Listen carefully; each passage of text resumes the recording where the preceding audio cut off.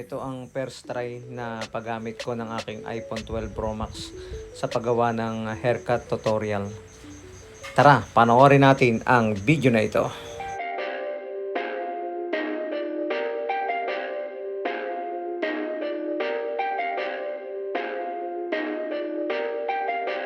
Perfect. Perfect.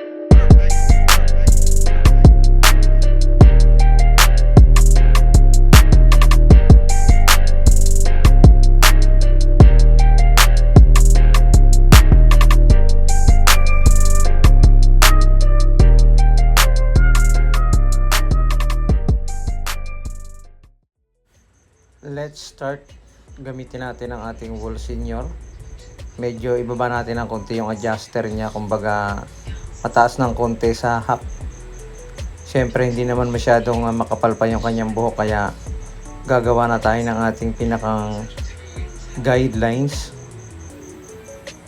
dito sa bahaging ito. Hindi masyadong mataas yung gagawin nating pinakang guidelines niya. Estimate na lang natin.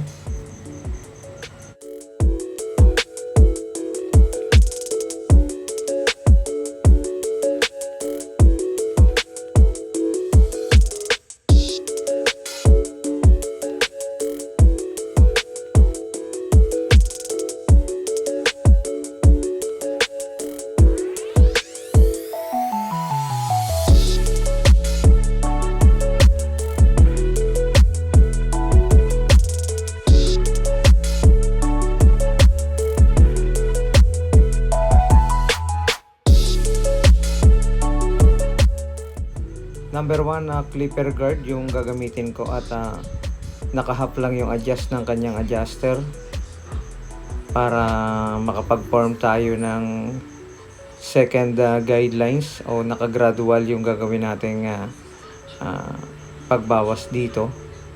Estimate lang natin yung pag-curve niya o yung pag-transition.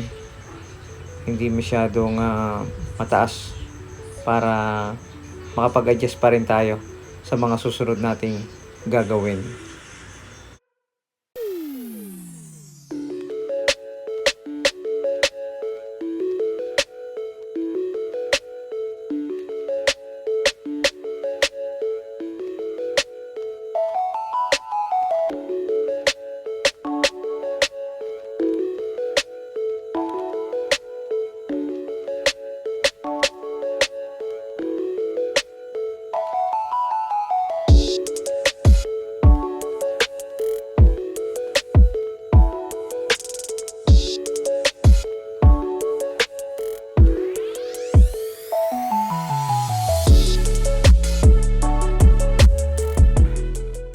Number 2 na clipper guard, nakababa yung kanyang adjuster, and then ihahagod natin dito sa may second guidelines niya, tapos sasalubungin natin ang likod ng suklay para hindi masyadong mapasobra yung pagkakabawas natin, at makuha din natin yung tamang pag-curve o tamang anggulo ng itaas na bahagi ng kanyang buhok.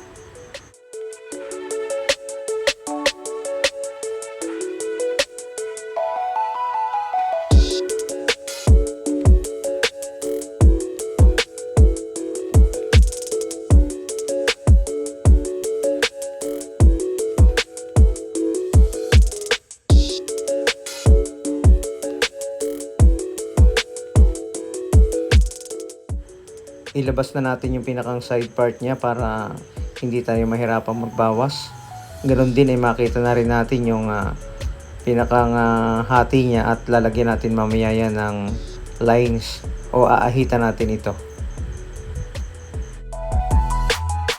Tapos gagamit naman ako ng number 1 na clipper guard, at nakahap yung adjuster nito dito sa second guidelines. Kung inyong makikita ay meron siyang guhit.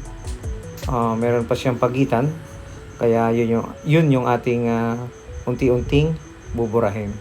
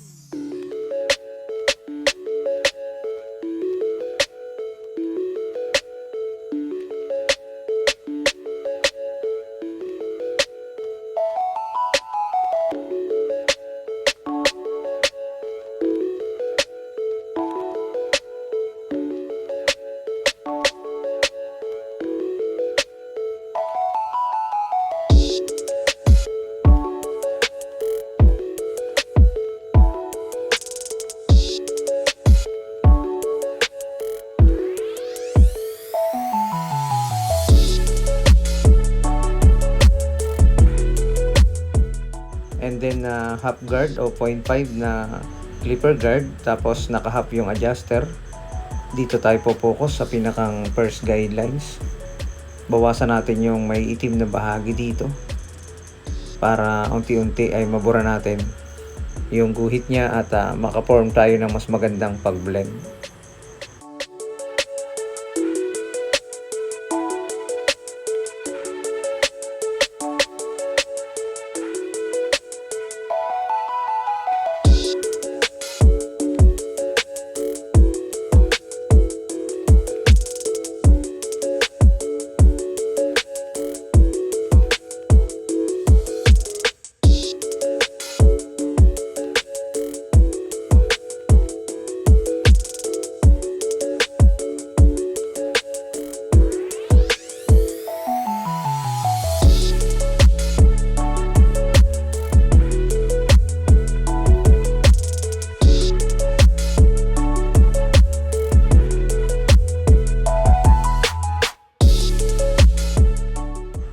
Tanggalin na natin yung kanyang guide at i-zero open natin o ibaba natin yung adjuster at pumokus lang tayo dito sa first guidelines, pinakang kanto-kanto lang ng clipper o dahan-dahang paghagod para mas maganda yung pag-blend niya, kontrolado ng kamay para hindi mapataas ang pagkakabawas nito.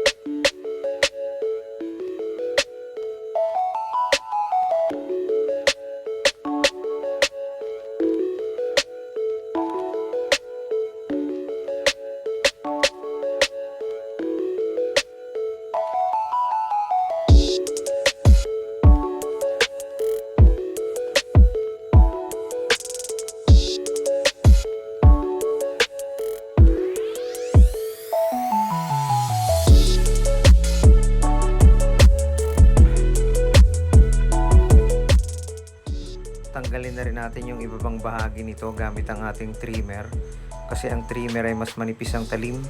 Kasi kapag trimmer yung ginamit natin ay siguradong konti na lang na buhok yung masasalat natin at makikita na natin yung magandang resulta ng fade cut na ating ginawa.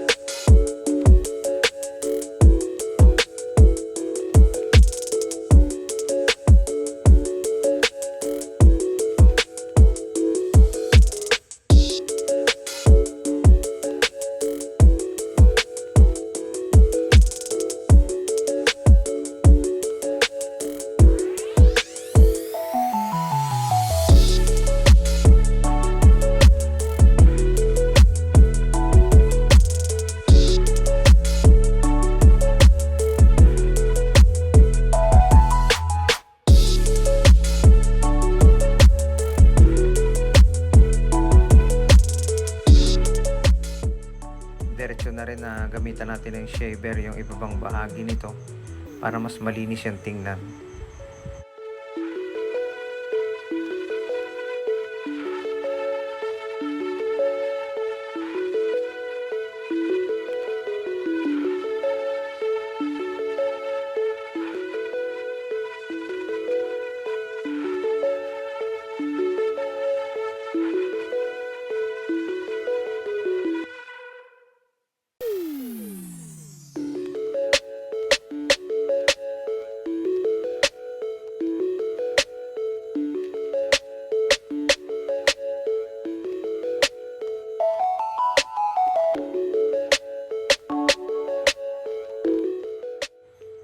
Gamit ang aking magic clip na naka fade blade, mas manipis ang talim nito kumpara sa wall senior. Tapos naka half guard siya. Yung kanyang adjuster ay naka half o nakataas ng konti. Mas makukuha niya yung mga dark area o yung mga dark spot. Mabiblend niya ng ayos kasi mas manipis nga ng konti yung talim niya. compare sa stock blade ng ating wall senior.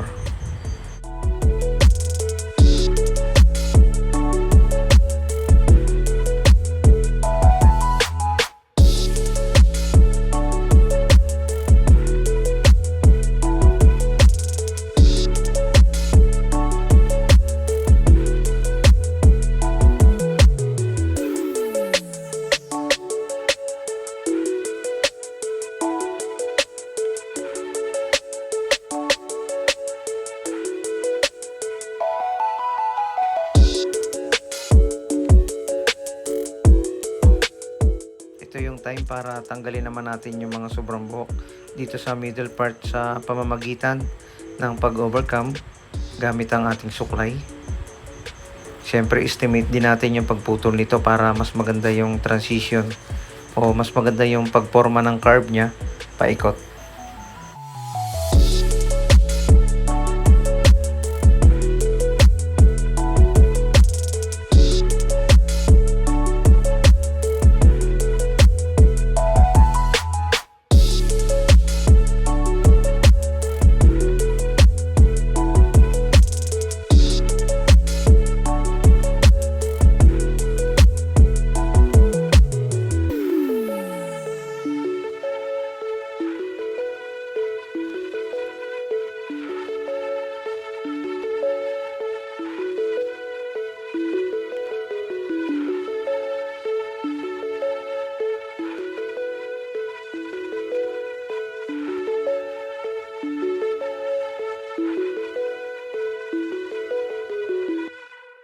Para sa mas malinis na resulta, syempre ay pantayin natin yung line up niya dito sa gawing noo. Ayusin natin ito at dapat ay hindi masyadong mataas at naaayon pa rin kung saan nag-e-end yung kanyang buhok.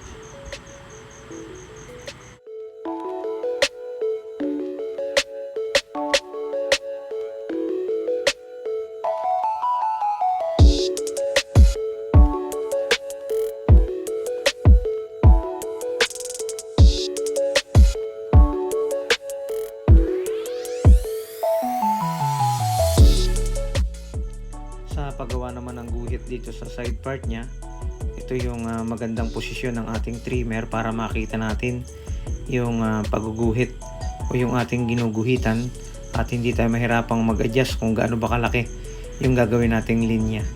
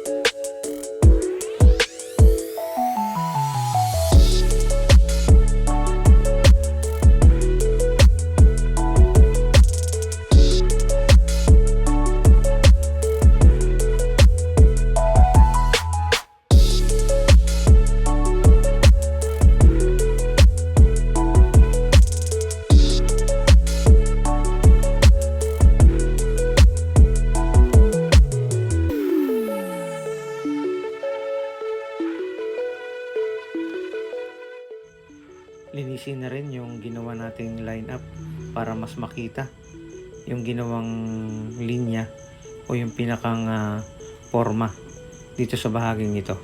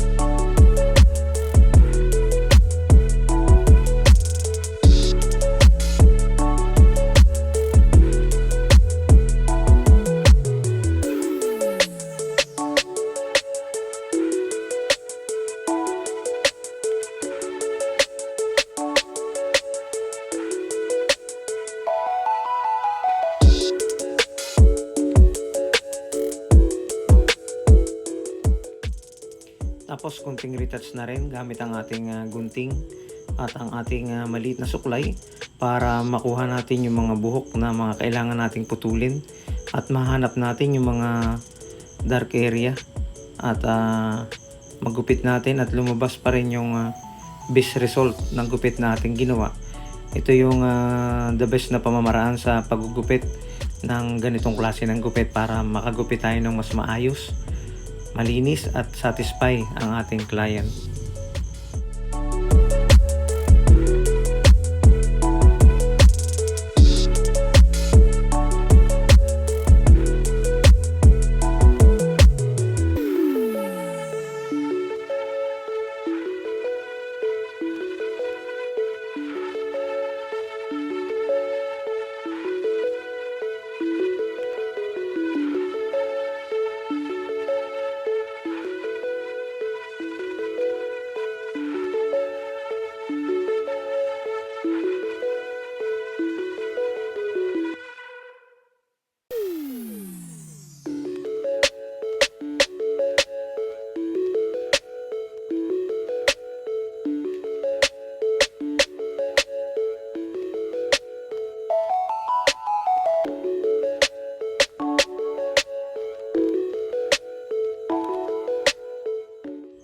Ang pamamaraan na ginagawa ko sa pagbabawas sa ibabaw niya ay yung tradisyonal o yung ginagawa ng mga barbero natin noon sa probinsya.